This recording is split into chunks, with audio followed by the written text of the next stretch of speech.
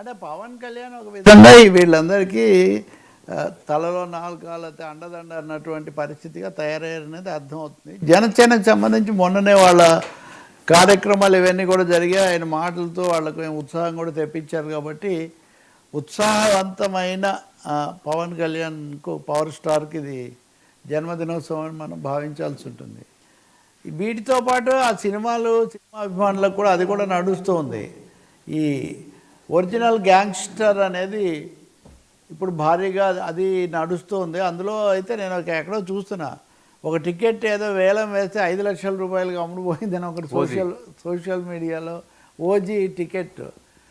కాబట్టి ఇటు సినిమా పరంగానూ అటు రాజకీయంగానూ రెండు విధాల్లో ఉంటాం. ఇంకోటి ఏమో మొన్న త్రిశూల వ్యూహం ఇది ప్రకటించారు. షణ్ముఖ వ్యూహం నుంచి త్రిశూల వ్యూహం, ఇంకా విభిన్న విమర్శలు అవి వ్యాఖ్యలు మనమంతా చేస్తున్నప్పటికీ కూడా ఆయన మాత్రం నా పంథాలో నేను ఇప్పుడు చాలా చెప్పుకోదగిన ఘన విజయమే సాధించాము, 100% స్ట్రైక్ రేట్లో ఉన్నాము, ఈ 20 సీట్ల నుంచి 60 సీట్లకు వెళ్తాము, త్రిశూల వ్యూహంలో 3 టైమ్స్ అది కూడా ఒకటి ఉంది, చెప్పండి ఒకటి.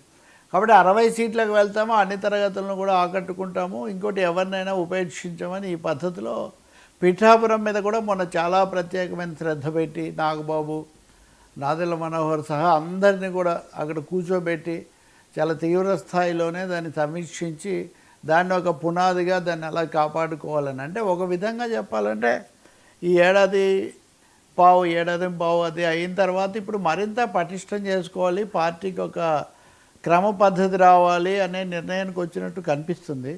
ఈ సినిమాలు పూర్తి చేయడానికి కూడా ఆయన పూర్తిగా ఎట్లాగో నేను ఎవరి దగ్గర డబ్బులు తీసుకోను కాబట్టి నా పార్టీ నడపడానికి నాకు డబ్బు కావాలి, దానికోసం నేను నటిస్తానని చాలా స్పష్టంగా ప్రకటించేసి వేగంగా పూర్తి చేస్తున్నారు వాటిని.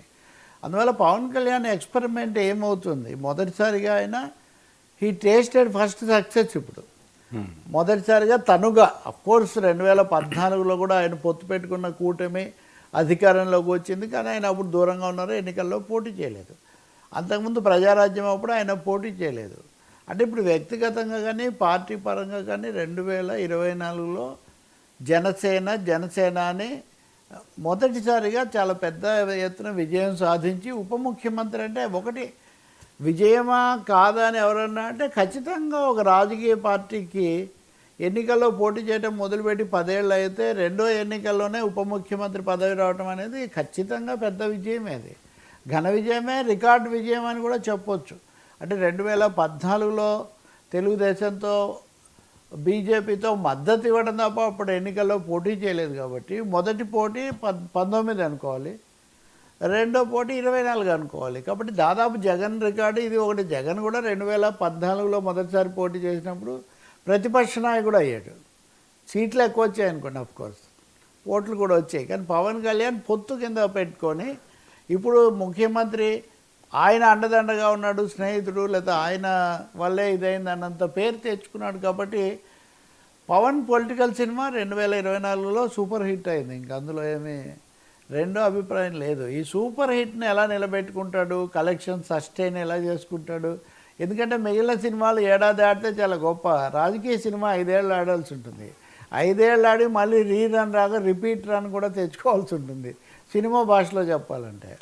ఇంకా రాజకీయంగా చూస్తేనేమో 15 ఏళ్ళు ఈ కూటమి కొనసాగాలి అని చెప్తున్నారు.